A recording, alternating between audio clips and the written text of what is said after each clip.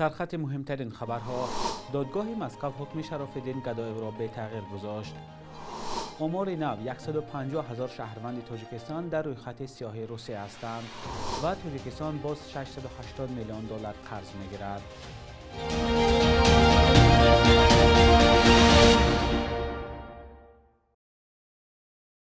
سلام بینندگان عزیز، اخبار تاجیکستان و جهان را در برنامه نویدی بامداد پیشنهاد شما میکنیم. امروز 28 نوامبر سال 2025 است. دادگاه شهری مسکو حکم دادگاه ناحیه بسمانی را درباره به 8.5 سال زندان محکوم کردن شراف‌الدین گدایف، رهبر جنبش اصلاحات و رشد و یکی از مخالفان حکومت تاجیکستان را درست حسابیده است. جنبش اصلاحات و رشد تاجیکستان که قرارگاهش در شهر امستردام است، روز 27 نوامبر خبر داد که دادگاه شهر مسکو شکایت آنها را نپذیرفت و حکم غیر قانونی و دارای انگیزه سیاسی را به تغییر گذاشت. سازمان گفته است که نظام دادگاهی روسیه مستقل نیست. شراف‌الدین گدایف روز 27 نوامبر در صحبت با رادیوی آزادی گفت مرافعت در دادگاه شهری مسکو روز 26 نوامبر همگی 1 ساعت ادامه کرد و دادگاه دلیل و مواد پیشنهادی آنها را به نظر نگرفت.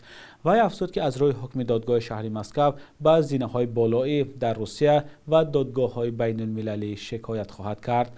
دادگاه ناحیه بسمانی شهر ولایت مسکو در آخر ماه ایول امسال شراف‌الدین گدایف را به آن گناهکار کرده است که در شبکه یوتیوب اصلاح درباره ارتش روسیه و جنگ این کشور علیه اوکراین خبرهای دروغ پهن کرده است.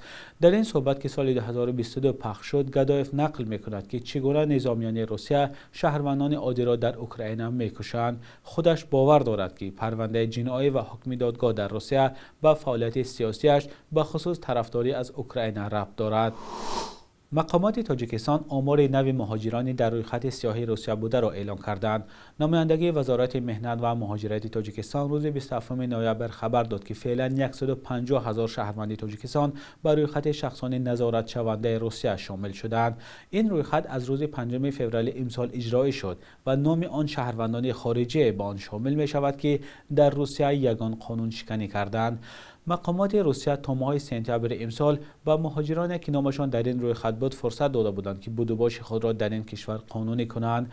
نمایندگی وزارت مهنت، مهاجرت و شغل اهالی تاجیکستان در روسیه از مهاجران تاجیک خواسته است نام خود را در این روی خط سنجند و اگر نامشان آنجا باشد اختیاراً روسیه را ترک کنند تا درآمدشان به این کشور منع نشود.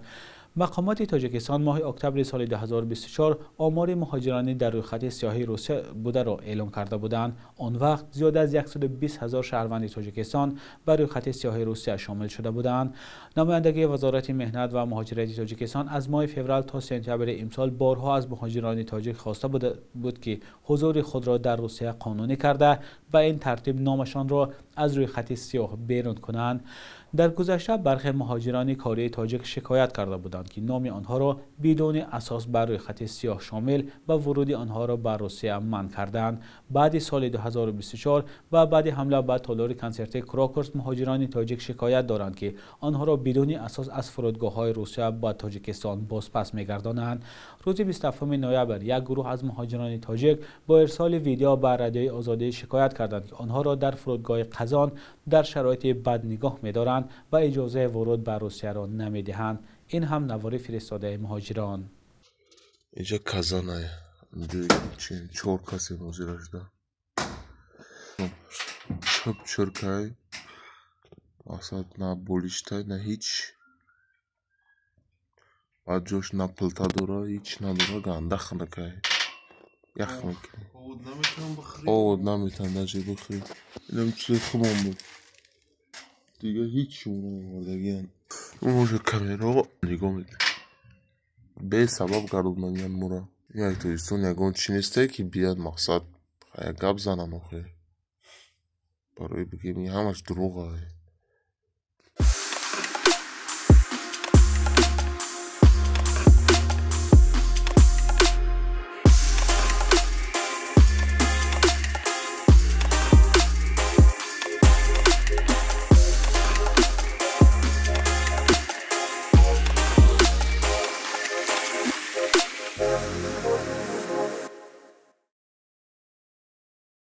تاجیکستان نیت دارد که سال 2026 از کشور و سازمان‌های خارجی 6.3 میلیارد سومانی یا قریب 680 میلیون دلار قرض گیرد. در این باره خبرگزاری از پلوس با تکیه به وزارت مالیه تاجیکستان خبر داده است.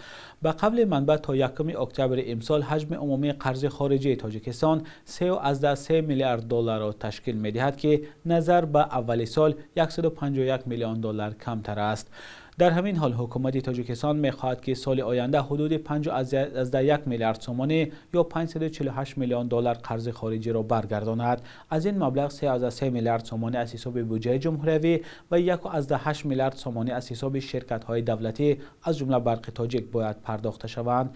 قرض دهنده اساسی تاجیکستان جمهوری مردمی چین میباشد و طبق آمار اخیر دوشنبه از پکین زیاد از 700 میلیون دلار قرضدار است. قرض‌های زیاد چین نگرانی‌های را به میان آورده بود. تاجیکستان همچنین از بانک جهانی، بانک آسیای رشد، بانک اسلامی رشد و بانک اروپایی تجدید و رشد قرضدار است. پارلمان اروپا روز 26 نوامبر از اتحاد اروپا دعوت کرد که برای دسترسی کودکان به شبکه‌های اجتماعی حد اقلی سن را مقرر کند. مؤلفان پیشنهاد باور دارند که با این راه از افزایش بیماری‌های روانی در میان نورسان پیشگیری می شود. گزارش خبرگزاری رایترز را همکارم زرنگزی نوروسا تقدیم می‌کند. پارلمانی اروپا روز 26 نوامبر از اتحاد اروپا خواست که برای پیشگیری از زیاد شدن بیماری‌های روانی در میان نورسان سن کمترین را برای پیوست شدن آنها به شبکه‌های اجتماعی تعیین کند. وکیلان پارلمان اروپا پیشنهاد کردند که در حدود کشورهای اتحاد اروپا دسترسی نورسان تا 16 ساله به شبکه‌های اجتماعی، برنامه‌های ارسال ویدیو و نرم افزارها با ذهن صنعی به اجازه والدان منع شود. قطعنامه پارلمان اروپا همچنین منع دسترسی نورسان تا 13 ساله را به شبکه‌های اجتماعی پیش بینی می‌کند. اجرا کردن این درخواست وکیلان پارلمان اروپا حتمی نیست، ولی این پیشنهاد در حال صدا می‌دهد که استرالیا اولین کشور در جهان می‌شود که دسترسی نورسان تا 16 ساله را به شبکه‌های اجتماعی منع می‌کند. من فکر میکنم که منع کردن شاید تصمیم سخت و رادیکالی باشد. ما را ضرور است که این روند را تنظیم کنیم، راه مناسب را یابیم. شاید دسترسی پورا منع شود یا شاید وقت استفاده در شبکه‌های اجتماعی کمتر کرده شود. ضرور است که در مسئله مسئولیت والدان بیشتر کار کنیم، چون ما میتوانیم در سطح‌های بالا قرار قبول کنیم، ولی نباید پدر و مادر را از مسئولیتی که برای حمایت فرزندان خود دارند آزاد سازیم. تأثیر شبکه‌های اجتماعی به سلامتی و امنیت کودکان به مشکل جدی در سراسر جهان تبدیل می شود. الکی از بالای چند شرکت در امریکا برای رسانیدن تأثیر منفی به سلامتی روانی به دادگاه شکایت شده است. مقررات شبکه‌های اجتماعی از جمله تیک تاک، فیسبوک و اسنپ چت طلب می‌کند که کاربر باید حداقل 13 ساله باشد. چند کشوری عضو اتحاد اروپا محدودیت‌های نچندان سخت جاری کردند، از جمله منع استفاده تلفن در وقت درس و راضیگی پدر و مادر برای استفاده از شبکه‌های اجتماعی. ولی این محدودیت‌ها برای حفظ کودکان و نورسان کافی نیستند.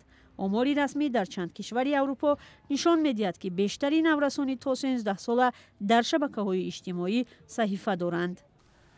بینندگان عزیز، شما در این موضوع چی نظر دارید؟ لطفاً در زیر برنامه شرح خود را نویسید.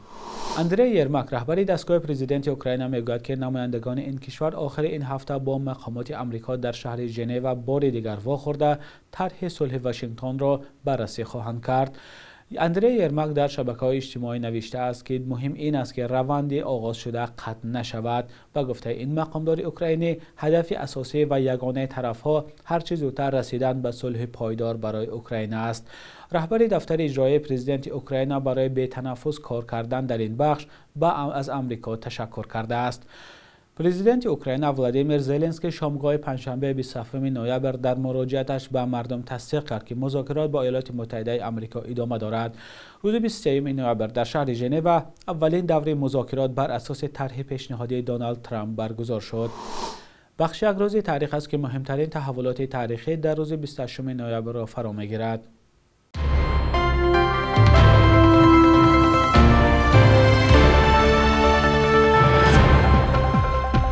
28 28 ноябри соли 1943 дар Теҳрон, пойтахти Эрон, конфронси маъруфи сегонаи бузург ба кор шурӯъ кард, ки чун ҳамоиши эътилофи зидди гитлерӣ маъруф аст.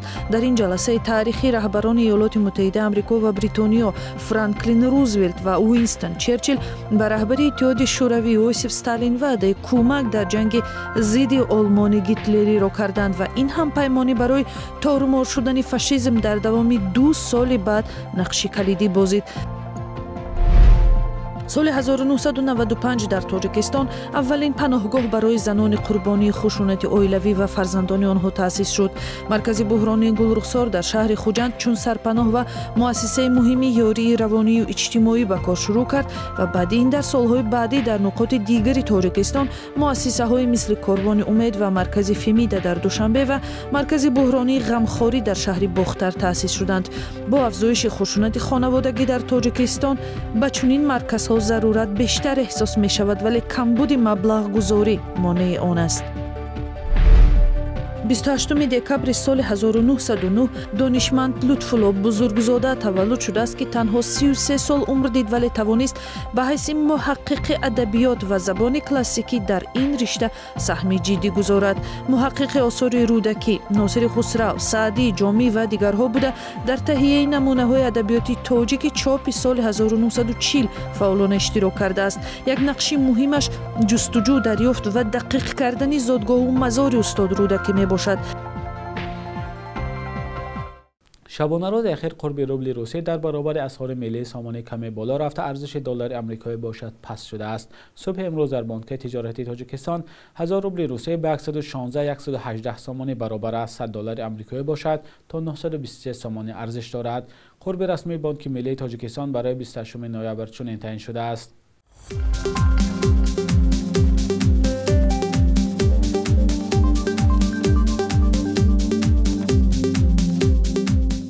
بینندگان عزیز، این آخرین برنامه نوید در هفته روان بود. تشکر که دوام هفته برنامه‌های ما را تماشا کردید. در روزهای استراحت می توانید خبرهای نو را از سامانه رادیوی آزادی با نشان آزادی.org و صفحه‌های ما در شبکه‌های اجتماعی پیدا کنید. خدا نگهدارتان.